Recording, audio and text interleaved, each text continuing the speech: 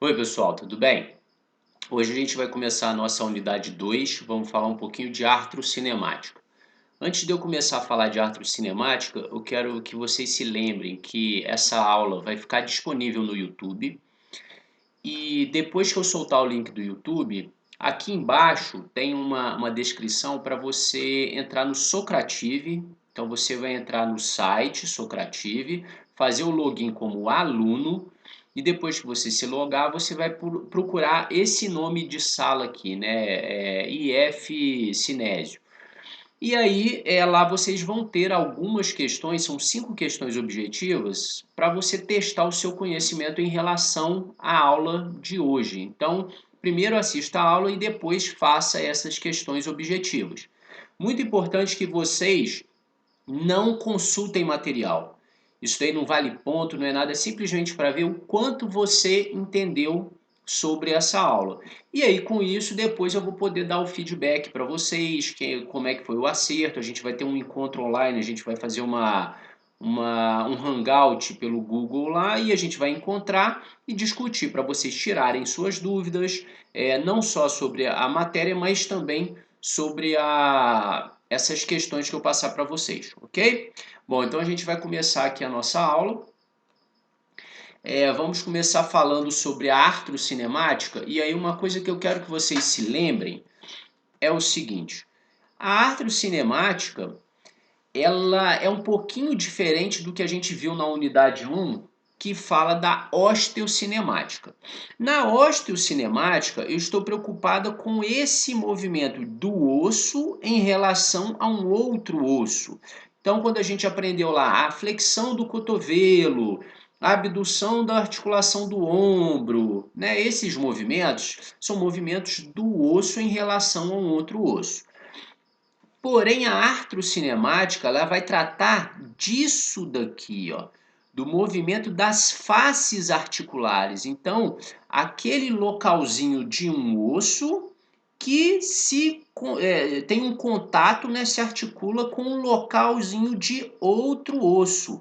Então, eles têm particularidades aqui, eles têm formatos diferentes, a forma deles se movimentarem, a forma de encaixar.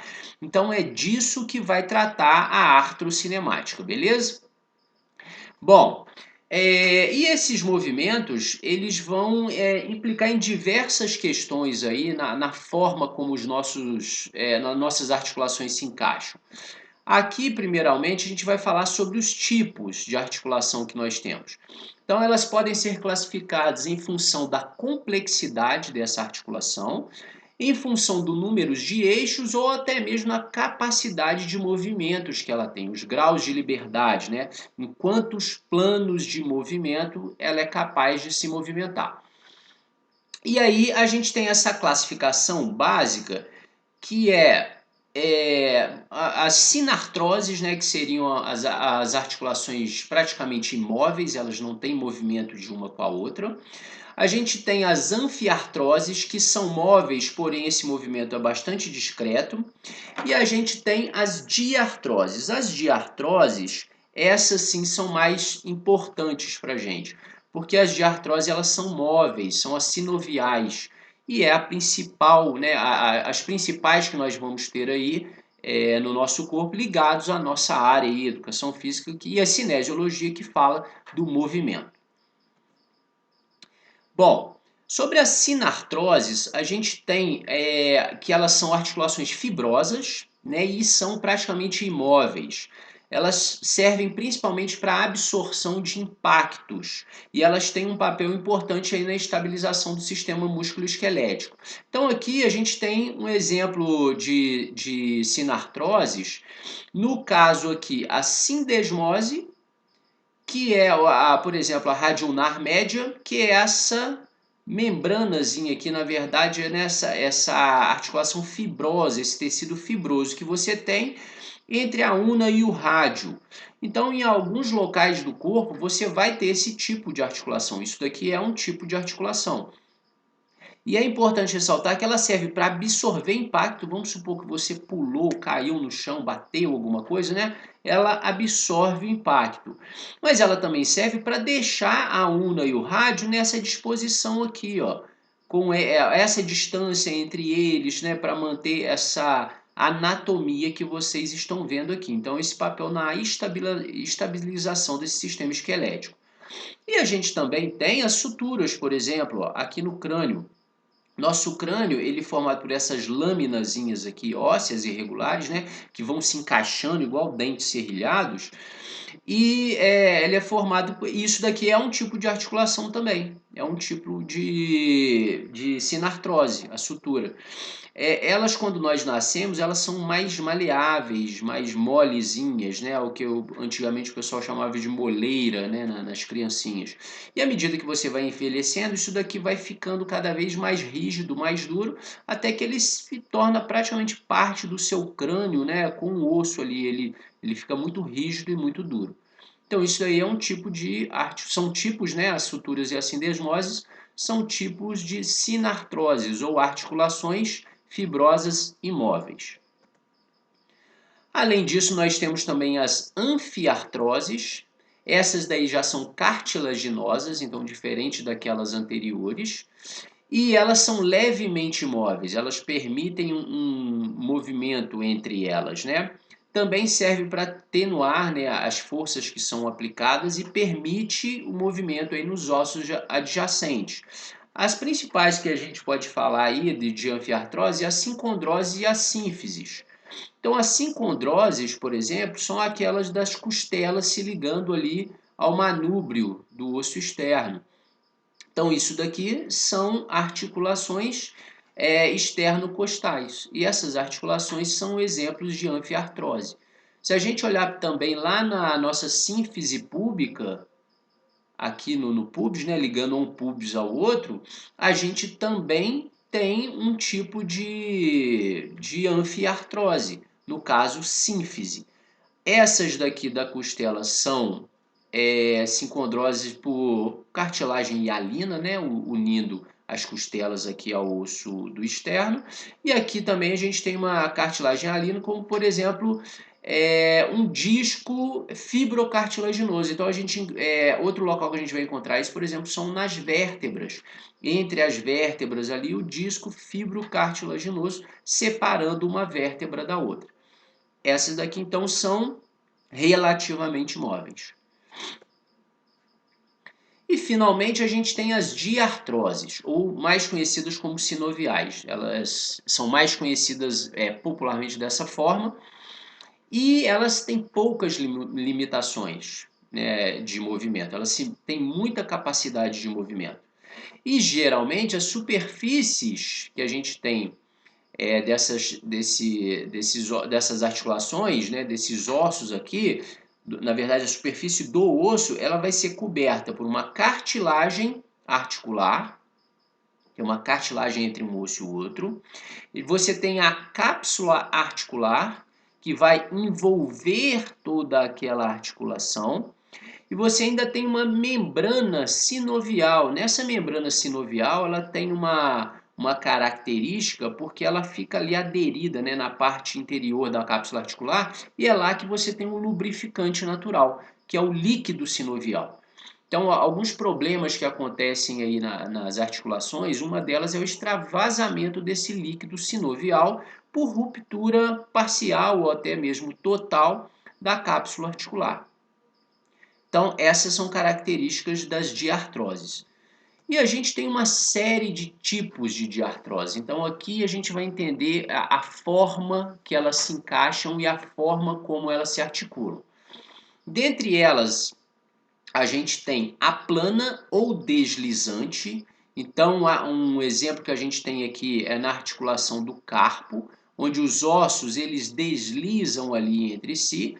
A superfície, geralmente, desses ossos, elas são chatas, né? Elas são como se fossem mesas, né? Uma deslizando sobre a outra. E se é deslize, o movimento é não axial, ou seja, não tem um eixo de rotação para ela girar em torno daquele eixo. Tá? Então, esse tipo de movimento que ela faz aqui é não axial. Ou aquilo que a gente aprendeu também de movimento linear. Né?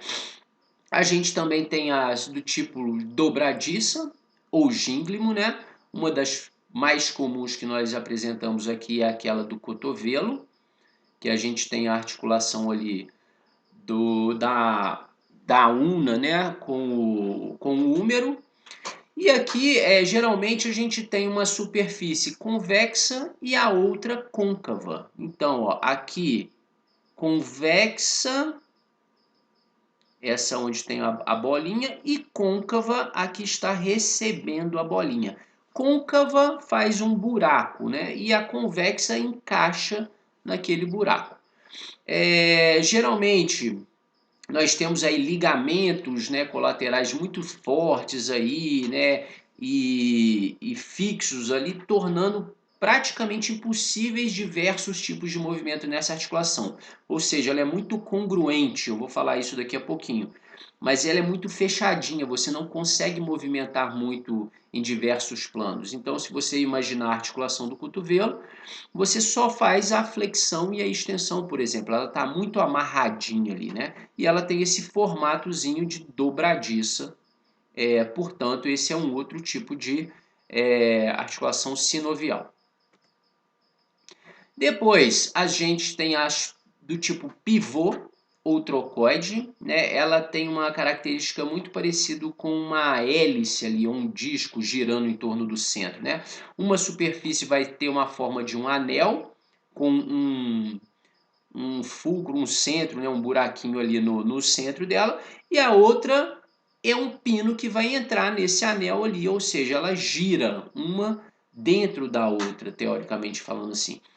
Então, nesse caso, a rotação é axial, né? Rotação ao redor do eixo, como se fosse uma maçaneta, você girando uma maçaneta. Então, aqui a gente tem alguns tipos de movimentos, né, e de articulações, por exemplo, a atlanta axial, que é do atlas, né, as vértebras, atlas e axis, se articulando uma girando dentro da outra. A radionar proximal, por exemplo, onde está, você também vai ter esse tipo de movimento de giro aqui.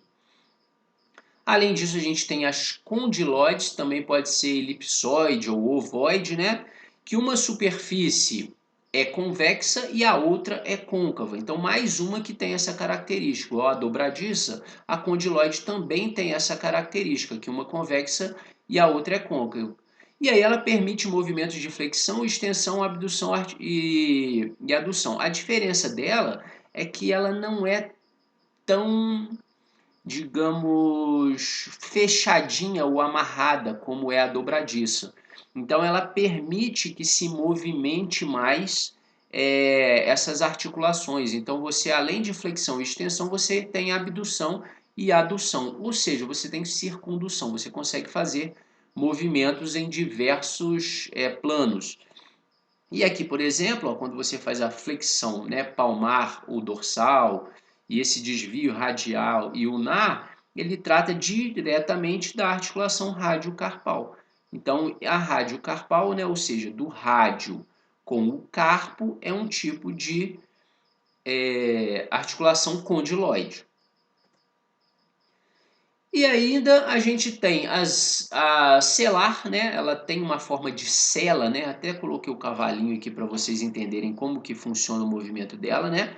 As superfícies articulares têm formato de sela de montaria mesmo, e elas têm mesma capacidade de movimento das condilares, né? Ela também te permite esses movimentos em diversos planos de movimento. Então você faz flexões, aduções e tal. E finalmente a esferoide ou a globosa. Essas daqui, as superfícies articulares dos ossos são reciprocamente côncavas e convexas. É como se fosse um dos ossos, né? A face articular parece uma esfera ou uma bola, e a outra um cálice ou um bocal que vai receber essa bola. Então tem um encaixe ali que permite essa bola girar dentro desse cálice. E aí você faz movimentos de rotação, né, nos 3 planos possíveis. Uma das mais comuns é a da articulação glenohumeral ali no ombro, né, a cabeça do húmero encaixando ali na cavidade glenoide na escápula. E aí você faz diversos tipos de movimento com um encaixe um pouquinho mais congruente em alguns momentos, né? Mas um encaixe de abraço realmente, né? É como se a parte esferoide globosa ali encaixasse naquela parte que se parece com um cálice. Aqui então a gente tem o resumo, tá? De articulações sinartroses, né? Suturas ou sindesmoses. A gente tem as anfiartroses, por exemplo, ó, entre as vértebras, como eu falei para vocês, né? A sínfise púbica ali, né? E as que tem, por exemplo, na costela, ligando ali no manúbrio, né? Do externo e tal. E por fim, a gente tem as principais aí que geram bastante movimento, que são as dobradiças. Então aqui, olha, o exemplozinho do tipo dobradiça. Também se encaixa bem, mas não permite movimentos em muitos planos, né? Ela é mais amarradinha, mais fechada. A gente tem a do tipo pivô, né? O trocode ali girando uma entre a outra. A do tipo esfera e cálice aqui, né? O ball socket que eles chamam, que é essa da articulação do ombro. Então você tem a esferoide aqui, né? A esferinha se encaixando dentro do receptáculozinho. A gente tem a elipsoide, estão mostrando ali do rádio, né, carpal. A gente tem a condilar, então são os côndilos ali, né, te permitindo movimentos em vários planos, assim como essa, e a celar, né, em forma de cela, né, uma montando aqui na outra, né, se encaixando na outra, permitindo movimentos em diversos planos também. Bom, fechada essa parte, agora a gente vai entender os tipos de movimento que acontecem nas articulações. Então, quando o segmento corporal, no caso aqui, vamos pegar o osso, né, uma parte, por exemplo, o meu braço, então o húmero, o meu antebraço, a una e o rádio, então isso é um segmento. Esse segmento corporal, quando ele se movimenta, ele move, né, quando ele move uma articulação, esse movimento articular também vai ocorrer. Então, nós estamos falando de osteocinemática, que é o movimento do segmento corporal, e da artrocinemática, que é o movimento dessas faces articulares. Eles acontecem de forma concomitante. E a gente tem dois tipos básicos de movimento. O axial é aquele que tem um ponto fixo, né? Um eixo, um ápice, um local fixo para o segmento girar em torno daquele ponto fixo. E a gente tem um não axial, que é o linear, onde a gente tem um movimento entre duas superfícies. Então aqui, ó, nós vemos um tipo de movimento axial na escápula, na figura A. Ponto fixo está por aqui e a escápula girando em torno desse ponto fixo. E o movimento não axial ou linear, né, ou translação, que ó, a escápula se movimentando para um lado para o outro, só que ela não tem um ponto fixo ali, travando ela, para ela girar em torno desse ponto fixo. Além disso, a gente ainda vai ter as categorias dos movimentos para essas articulações na artrocinemática, então. Então, o que é axial, ou seja, aquele que tem um ponto fixo, um eixo, você consegue fazer ou rolamento ou giro. A figura A aqui está te mostrando o que é um rolamento, então a estrutura rolando sobre uma outra, né? A figura A aqui também mostrando a mesma coisa, como um pneu de carro rolando, ou seja, ele se desloca sobre aquilo, ele se movimenta, ele troca de lugar, ou simplesmente o giro. O giro é axial, ele é parado no seu próprio eixo, ele gira em torno do seu próprio eixo. Então a figura B aqui ó, também mostra o pneu do carro. A diferença é que no A você muda a posição, você saiu de uma posição e chega a outra posição. Na B é como se o carro tivesse parado e cantando o pneu ali, ó, parado, ele girando, mas no mesmo lugar.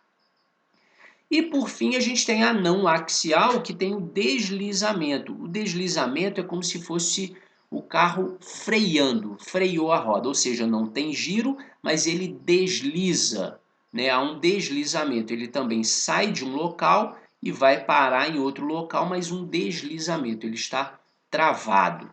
Então esses daí são as categorias que a gente tem desses movimentos fundamentais que vão acontecer nos tipos axial ou não axial. E aqui é importante vocês perceberem por que isso faz diferença quando eu estou falando de artrocinemático. Porque a maioria dos movimentos articulares, eles têm a combinação desse giro ou desse deslize, né? Ou seja, ele vai combinar, por exemplo, rolamento, deslizamento e giro. Isso daí permite uma maior amplitude de movimento. Quando você está fazendo os movimentos, é isso que é a forma como essas articulações interagem que vai permitir que você tenha maior amplitude de movimento.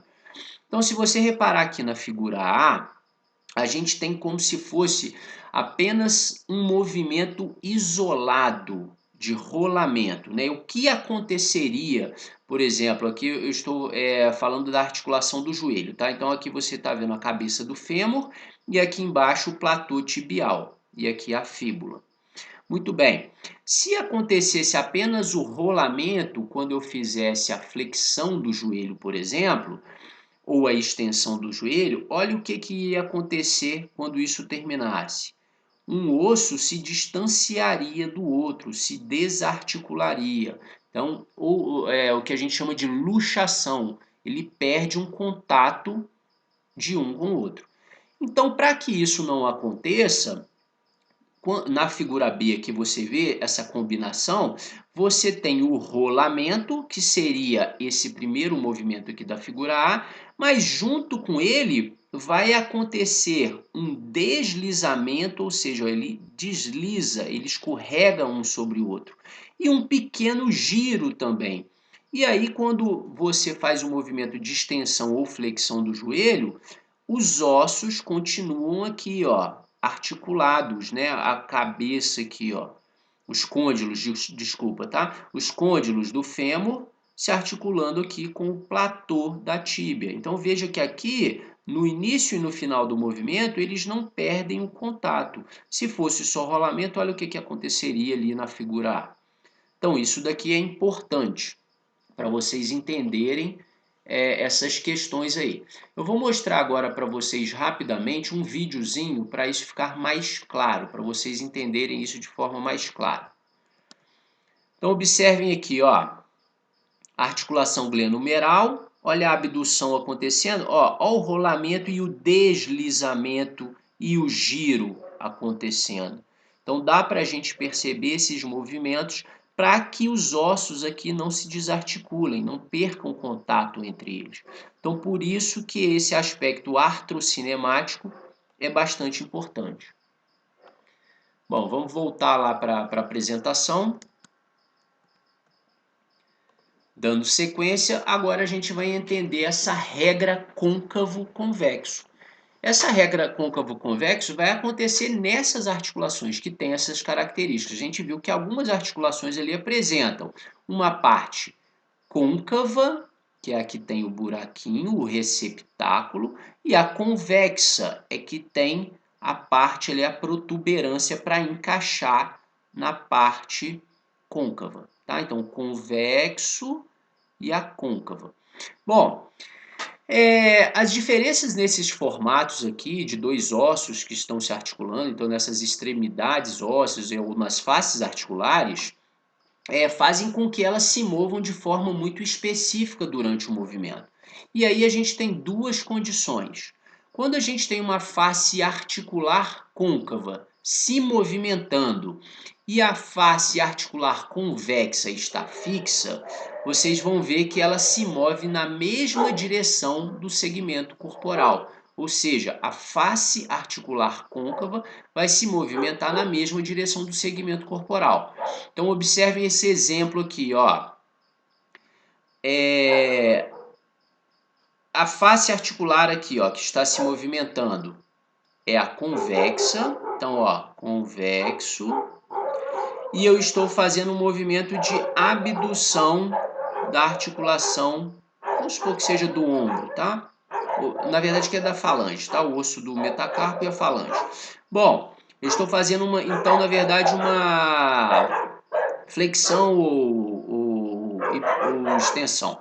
Bom, quando acontece esse movimento, a face móvel, se a face móvel aqui é a convexa, ela vai se movimentar no mesmo sentido da face articular. Agora, se eu tenho uma face articular côncava se movimentando, olha só o que acontece, ó. Nesse caso aqui, ó, quem está se movimentando é a convexa, tá vendo? A partezinha que tem a cabeça ali, né, a parte globosa, digamos assim. Isso aqui na articulação do ombro. E a côncava seria aqui a cavidade glenoide. Veja que na abdução aqui, ó, da articulação do ombro, quando quem está movimentando é a parte convexa, o movimento está indo para cima, ou seja, o segmento, o osso está subindo, porém a parte convexa está descendo. Então isso daqui vai levar em consideração exatamente quem está fixo e quem está se movimentando. Então mais uma vez, ó, vamos olhar para a primeira. Face articular côncava se movimenta. Côncava é a que tem o buraco, ok? É o receptáculo. Se é ela que está se movendo sobre aquela superfície que é convexa, então a côncava está se movendo sobre a convexa, veja que ela se movimenta, a superfície articular, ela se movimenta na mesma direção que o segmento está se movimentando. Agora, quando quem está se movimentando é a face articular convexa, ou seja, aquela que é protuberante, se ela está se movimentando para baixo, quer dizer que o segmento está indo para cima, ou seja, o padrão é oposto. Então, aqui na articulação do ombro, quando eu faço a abdução, ou seja, o meu braço, o antebraço, né, eles estão subindo, o deslize na parte convexa é para baixo. Então, isso daqui é que explica essa relação côncavo-convexo, ou convexo-côncavo, né, nesse padrão artrocinemático. Aqui vai ficar mais claro para vocês entenderem, então peguem essa figura, né, esse cara aqui está fazendo a flexão do cotovelo, ele saiu de uma posição lá de baixo e está flexionando o cotovelo, ou seja, o segmento que está movimentando aqui é o antebraço, o segmento que está parado é o braço. Então, se a gente aproximar essa figura, olha o que está acontecendo ali dentro, né? Ó, quem está se movimentando é a parte convexa, tá? É ali na una. Muito bem, se ela é o olecrano, né? Então, aqui, ó, se isso daqui é o convexo, se o antebraço, né, o segmento aqui está subindo, flexionando, no sentido da seta aqui para cima, essa articulação também, né, essa face articular convexa, também está se movimentando na mesma direção. Porém, agora olhem para o outro lado aqui, ó. Quando você faz esse movimento de flexão, por exemplo, uma barra, você vai ver novamente nós estamos falando da articulação do cotovelo. Porém, agora, o que é diferente? Quem vai se movimentar não é mais o antebraço. Quem vai se movimentar é o ombro, porque ele vai lá para baixo e vai voltar lá para cima na hora que ele fizer a flexão. O antebraço fica paradinho, quem vai movimentar é o corpo dele. Então, diferente desse. Esse aqui, quem ficou parado é o ombro, o braço, quem moveu foi o antebraço. Aqui, ao contrário, quem fica parado é o antebraço, quem movimenta é o braço. Então, quando isso acontece, olha lá o que está acontecendo. É o contrário. Por quê? Olha o antebraço aqui, ó, paradinho. Olha o olecrano aqui, ó, paradinho. E olha quem está se movimentando agora, ó. Ok? Então, nesse caso aqui agora, como o ombro, né, que está se movimentando, quando esse movimento, né, de flexão acontece aqui, ó, no cotovelo, a face articular, como ela é convexa, ela vai para baixo e o segmento vai para cima, ok? Então isso daí mostra essa relação da regra convexo-côncavo aqui, nós analisando a articulação do cotovelo. Primeiro, braço fixo, antebraço móvel, convexo se movimentando, mesma direção do movimento, ou antebraço fixo, braço móvel. Quem se movimenta agora, ó, o antebraço fixo aqui, quem está se movimentando aqui agora é quem? É o convexo. Então, quando ele faz um movimento para cima, a face articular faz um movimento para baixo. Beleza? Bom, além disso, a gente ainda tem que falar da congruência dessas articulações. Congruências têm a ver com quanto elas estão firmezinhas, né? Essa forma de encaixe entre as articulações.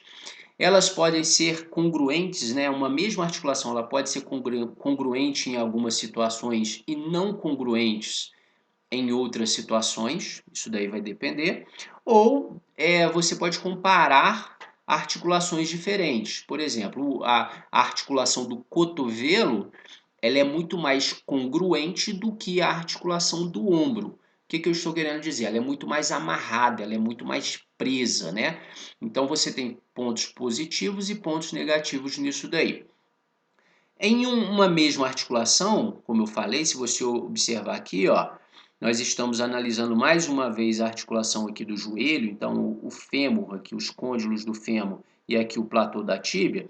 Nessa posição, quando você está em pé, por exemplo, né, com o joelho estendido, olha a área de contato, essa área em azul aqui é a área de contato. É grande, então quer dizer que está havendo bastante compressão aí, bastante contato entre as superfícies ósseas. Então aí você está numa posição bastante congruente, bastante estável. À medida que você vai flexionando o joelho, né, vamos supor que eu vou começar a me sentar, olha lá, como há o deslize, o rolamento, né, aquilo que a gente viu lá, diminui a área de contato. Se diminui a área de contato, você diminui essa na verdade, sim, você diminui a área de contato e isso aumenta a pressão no local, mas ela fica mais incongruente. Por quê? Porque você tem menos contato, então ela escorrega mais fácil, digamos assim, nessa posição. Então, quando a gente fala de congruência, os congruentes têm um máximo contato, fortemente comprimidas e é mais difícil de separar por causa desse maior contato, maior superfície de contato. Já as incongruentes, você diminui o contato entre as superfícies ósseas, fica mais fácil de separar uma da outra. Mas cuidado, tá? Quando a gente fala de cargas compressivas, depois a gente ainda vai falar sobre isso, né, de compressão, o que nós temos que levar em consideração é que quanto menor a área de contato, maior a pressão no local. Aqui está tendo mais pressão. Porém, é mais fácil de separar porque você tem menos contato. Então, elas não estão muito aderidas uma à outra ali. É mais fácil delas se separarem.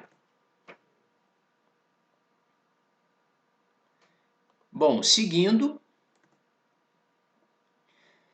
ainda falando dessa parte de congruência articular, né, o que diz respeito, né, à forma como elas se articulam, olha aqui um exemplo de duas articulações esferoides, né, ou seja, com as mesmas características, porém, nessa daqui eu tenho maior congruência, porque a cabeça do fêmur ela encaixa mais na fossa do acetábulo.